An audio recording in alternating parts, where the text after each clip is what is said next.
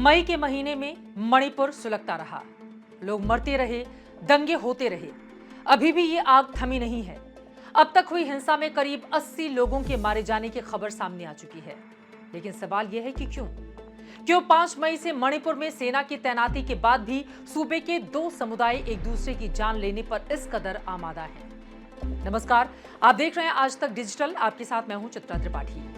मणिपुर का मैतेई और कुकी समुदाय एक दूसरे को मिटाने की हद तक जा चुके हैं।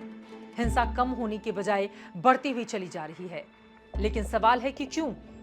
आज बाट लगाती के इस एपिसोड में मणिपुर में भड़की हिंसा की तह तक हम आपको लेकर चलेंगे, जहां जमीन पर अपने कब्जे और अफीम की खेती की चाहत ने 2 समुदायों को आमने सामने लाकर खड़ा कर दिया है। एक है मैतेई और दूसरा है कुकी नगा समुदाय। मैतेई जो खुद को अनुसूचित जनजाति यानी कि एसटी में शामिल किए जाने की मांग कर रहा है। हाई कोर्ट की ओर से आदेश भी दिए गए हैं, हालांकि ऊपरी अदालत में इस आदेश को चुनौती दी गई है। वहीं दूसरी तरफ अनुसूचित जनजाति से ताल्लुक रखने वाले कुकी नगा समुदाय इस मांग के विरोध में है।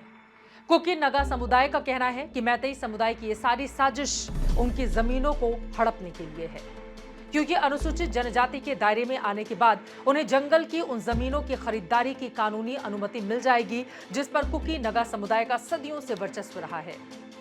लेकिन ये झगड़ा सिर्फ जमीनों के मालिकाना हक पाने तक सीमित नहीं है।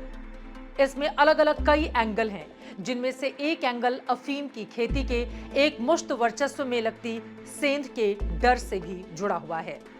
कुकी समुदाय, जिस पर यह आरोप हमेशा लगते रहे हैं कि वो जंगलों में अफीम की खेती कर चांदी कूट रहे हैं। राज्य सरकार ने जब इस पर अंकुश लगाया तो यही कुकी समुदाय भड़क उठा। सूबे में उग्रवाद की जड़ें भी इसी कुकी नगा समुदाय से जुड़ी हुई बताई जाती हैं। हालांकि इसमें अब मैतेई समुदाय के भी कुछ लोग शामिल हैं। इसको लेकर अलग अलग तरह की राय सामने आती रहती है। दोनों समुदाय एक दूसरे पर उग्रवादी होने का आरोप लगाते हैं। सरकार के खिलाफ कुकी के विरोध की एक और वजह है और वो है एनआरसी का कुकी नगा समुदाय खुलकर विरोध कर रहा है। केंद्र सरकार के एनआरसी के प्रस्ताव पर कुकी समुदाय का कहना है कि म्यांमार की जनजातियों से भी इसके संबंध हैं, वहां भी आना जाना लगा रहता है। करीब 300 किलोमीटर से ज्यादा की सीमा म्यांमार से लगती है। इसके अलावा राज्य में होने वाला भूमि सर्वे भी कुकी और मैतेई के बीच तनाव की एक बड़ी वजह, बड़ा कारण है।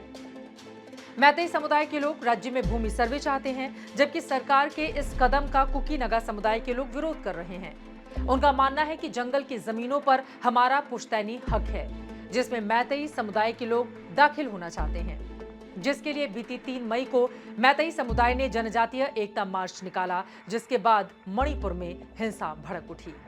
इस मार्च में मैतेई के लोग अनुसूचित जनजाति में खुद को शामिल कराने की लगातार मांग कर रहे थे, जिसका कुकी ने विरोध किया और फिर 4 मई से दंगे भड़क उठे, जिसमें अब तक करीब 80 लोगों की जान जा चुकी है, सैकड़ों लोग घायल हुए हैं, लाखों करोड़ों की संपत्ति जलकर स्वाहा हो गई है। कुछ बातें और हैं जो आपको समझनी है, जो मणिपुर के भूगोल और संस्कृति में मैतेई और कुकी की हिस्सेदारी को रेखांकित करती हैं। मणिपुर की लगभग 40 लाख की आबादी में एक बड़े 60% की हिस्सेदारी मैतेई की है। इम्फाल में ज्यादातर मैतेई हैं, जो राज्य का 10% हिस्सा है, तो वहीं राज्य की 35% जमीनें कुकी नगा के पास हैं। मैतेई को अगर अनुसूचित जनजाति का दर्जा मिल जाता तो वो राज्य में कहीं भी जमीनें खरीद सकते हैं। इसी का कुकी नगा विरोध कर रहे हैं।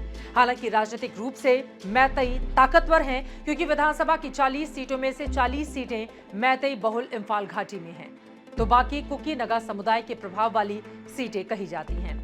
अब मणिपुर के इस तनाव को खत्म करने की जिम्मेदारी सीधे गृह मंत्री अमित शाह ने अपने कंधों पर ले ली है। आगे क्या कोई बीच का रास्ता निकल पाएगा? मणिपुर में कितनी जल्दी शांति व्यवस्था स्थापित हो जाएगी? अनुसूचित जनजाति को लेकर छिड़ा हुआ ये रण जो भीषण होता हुआ चला जा रहा है, ये कब और किस रूप में जाकर होगा खत्म, इस पर लगातार हमारी नजर बनी रहेगी। वाट लगाते का ये एपिसोड आपको कैसा लगा? कमेंट बॉक्स में हमें जरूर बताइएगा। देश और दुनिया की तमाम खबरों के लिए आप देखते रहिए आज तक डिजिटल।